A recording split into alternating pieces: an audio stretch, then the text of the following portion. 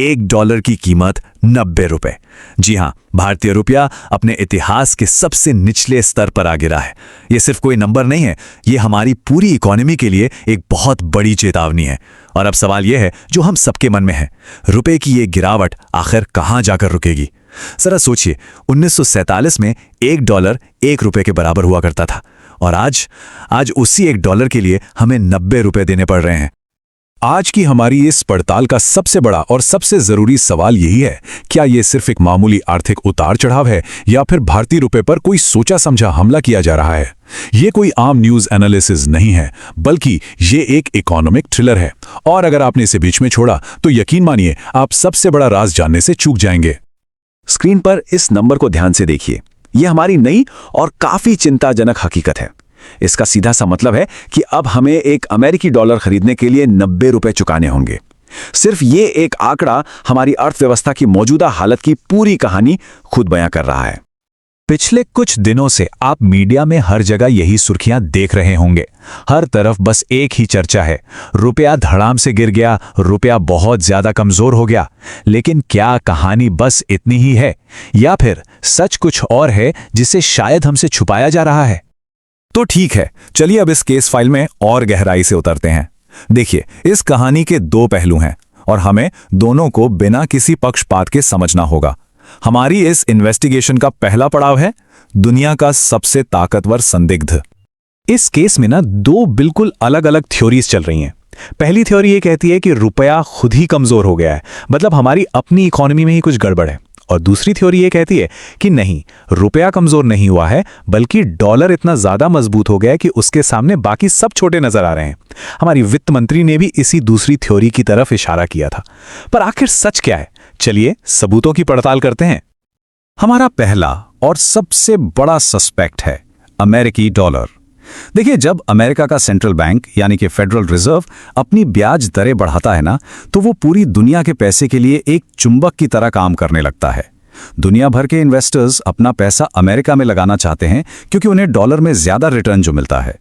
इसी वजह से डॉलर एक हॉट करेंसी बन जाता है और उसकी मांग आसमान छूने लगती है। ये एक ऐसा चक्रव्यूह है जो डॉलर को लगातार मजबूत बनाता चला जाता है। और इस डॉलर की मजबूती का सीधा असर हम पर यानी भारत पर पड़ता है। जरा ये आंकड़ा देखिए, 17 अरब डॉलर।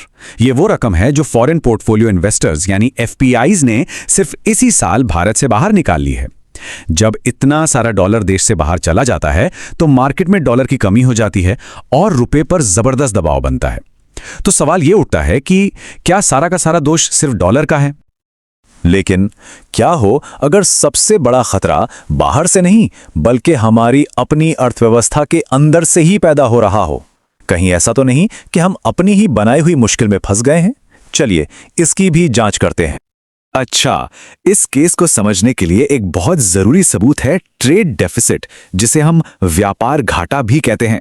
एकदम सीधे शब्दों में कहूं तो जब हम दुनिया से सामान ज्यादा खरीदते हैं और बेचते कम हैं, तो हमें पेमेंट भी डॉलर्स में ज्यादा करनी पड़ती है। इसका नतीजा यह होता है कि देश के डॉलर रिजर्व पर लगातार बोझ बढ़ता जाता है और हमारा व्यापार घाटा इस वक्त एक रिकॉर्ड लेवल पर है। पहली बार ये $40 बिलियन तक पहुंच गया है। और इसकी सबसे बड़ी वजह क्या है? कच्चा तेल और सोना। हम इन दोनों चीजों के दुनिया में सबसे बड़े खरीदारों में से एक हैं। हमारी अर्थव्यवस्था को चलाने के लिए हमें तेल चाहिए और हमारी सामाजिक जरूरतों के लिए सोना। और इनकी पेमेंट के लिए हमें लगातार डॉलर्स की जरूरत पड़ती है, जिससे डॉलर की मांग हमेशा ही ऊंची बनी रहती है। अब इस केस में एक बड़ी दिलचस्प दलील भी दी जाती है, वो ये कि रुपए का गिरना हमारे लिए अच्छा है। तर्क यह है कि जब रुपया कमजोर होता है तो भारत में बनी चीजें विदेशी बाजारों में अपने आप सस्ती हो जाती हैं। इससे हमारे एक्सपोर्ट्स यानी निर्यात को एक जबरदस्त बूस्ट मिलता है। सुनने में तो ये एक मास्टर स्ट्रोक जैसा लगता है ना?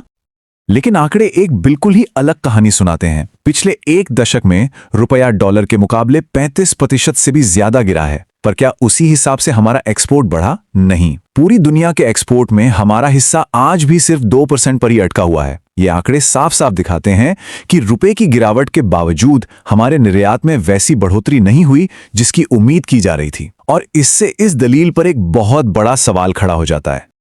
चलिए अब इस आर्थिक केस फाइल से जरा बाहर निकलते हैं और ये देखते हैं कि इस पूरी उथल-पुथल का एक आम इंसान की जिंदगी पर आखिर क्या असर पड़ रहा है, क्योंकि दिन के आखिर में इसकी कीमत तो आम जनता को ही चुकानी पड़ती है। ये बिल्कुल एक डोमिनो इफेक्ट की तरह काम करता है। रुपया कमजोर होता है तो विदेश से आने वाला हर सामान, चाहे वो पेट्रोल हो, डीजल हो, मोबाइल फोन हो या लैपटॉप, सब कुछ महंगा हो जाता है। जब डीजल महंगा होता है तो ट्रकों का भाड़ा बढ़ जाता है, जिससे सब्जियों से लेकर हर जरूरत की चीज की कीमत बढ़ जाती है और आखिर में ये सब महंगाई की आग बनकर हमारी और आपकी जेब जलाती है। और इसका असर लगभग हर किसी पर पड़ता है। अगर कोई विदेश में पढ़ रहा है तो उसकी फीस और रहने का खर्च अचानक से बढ़ जाता है। अगर किसी कंपनी ने डॉलर में लोन लिया है तो उसे चुकाने के लिए अब ज्यादा रुपए देने पड़ेंगे। और हम सब जो बाजार से सामान खरीदते हैं, महंगाई की सीधी मार झेलते हैं। अब इस केस में एंट्री होती है जांच करने वाले जासूसों की, यानी भारतीय रिजर्व बैंक। जब रुपया इस तरह से गिर रहा हो तो आखिर आरबीआई क्या कदम उठाता है? चलिए उनके इस रणनीतिक दाव को समझते हैं। देखिए, आरबीआई के पास रुपए को संभालने के लिए कई हथियार होते हैं। जब बाजार में डॉलर की कमी होती है तो आरबीआई अपने खजाने यानी फॉरेक्स रिजर्व से डॉलर बेचकर सप्लाई को बढ़ाता है। वो फॉरेक्स स्वैप जैसी तकनीक का भी इस्तेमाल करता है। आसान भाषा में समझें तो आरबीआई कुछ समय के लिए बैंकों से रुपए लेकर उन्हें डॉलर दे देता है ताकि बाजार में डॉलर की कमी पूरी हो जाए। ये एक तरह की फाइनेंशियल सर्जरी है जो रुपए को बचाने के लिए की जाती है। और ये लड़ाई कितनी बड़ी है, इसका अंदाजा आप इस रकम से लगाइए, 34 अरब डॉलर। ये वो चौंकाने वाली रकम है जो आरबीआई ने सिर्फ पिछले साल रुपए को और ज्यादा गिरने से बचाने के लिए अपने रिजर्व से खर्च कर दी। आरबीआई हर महीने अरबों डॉलर बाजार में झोंक रहा है, लेकिन सवाल वही है, फिर भी रुपया क्यों गिर रहा है? ऐसा इसलिए है क्योंकि आरबीआई भी एक मूलभूत आर्थिक नियम से बंधा हुआ है, जिसे इम्पॉसिबल ट्रिनिटी यानी असंभव त्रिमूर्ति कहते हैं। इसका मतलब यह है कि दुनिया का कोई भी सेंट्रल बैंक एक ही समय में 3 चीजें एक साथ कंट्रोल नहीं कर सकता। एक स्थिर एक्सचेंज रेट, पैसों का फ्री फ्लो और एक आजाद मॉनेटरी पॉलिसी। आरबीआई को इनमें से किन्हीं 2 को ही चुनना पड़ता है। अगर वो रुपए को बचाने के लिए एक्सचेंज रेट को स्थिर करने की कोशिश करता है तो उसे कुछ न कुछ कुर्बान करना ही पड़ता है। ये एक बहुत ही मुश्किल संतुलन है। तो सारे सबूतों और दलीलों को देखने के बाद इस केस का अंतिम फैसला क्या है? रुपए की इस गिरावट का असली मुजरिम आखिर है कौन? देखिए, सबसे महत्वपूर्ण बात यह है कि इस कहानी में कोई एक विलन है ही नहीं। ये एक परफेक्ट स्टॉर्म है। एक तरफ से मजबूत होता डॉलर और विदेशी निवेशकों का पैसा निकालना, और दूसरी तरफ से हमारा खुद का आयात पर ज्यादा निर्भर होना। इन सब ने मिलकर रुपए को इस हालत में पहुंचाया है। अब तस्वीर बिल्कुल साफ है। 3 बड़ी नेगेटिव ताकतें, मजबूत डॉलर, विदेशी निवेश का बाहर जाना और हमारा अपना व्यापार घाटा, ये तीनों मिलकर रुपए को नीचे की ओर धकेल रही हैं। और इनके सामने आरबीआई का हस्तक्षेप एक बचाव की कोशिश तो है, लेकिन ये एक अस्थायी समाधान ही नजर आता है। तो क्या ये केस यहीं बंद हो जाता है? नहीं, बिल्कुल नहीं। ये हमें एक आखिरी और भी ज्यादा परेशान करने वाले सवाल पर लाकर छोड़ देता है। क्या रुपये की ये लड़ाई खत्म हो गई है या फिर अगला पड़ाव 100 रुपए प्रति डॉलर है? ऐसी डीप एनालिसिस, फैक्ट्स और सेंसे लेवल इंसाइट्स के लिए चैनल को अभी सब्सक्राइब करें और कमेंट्स में अपनी राय दें कि 2025 में रुपया कहां तक पहुंच सकता है।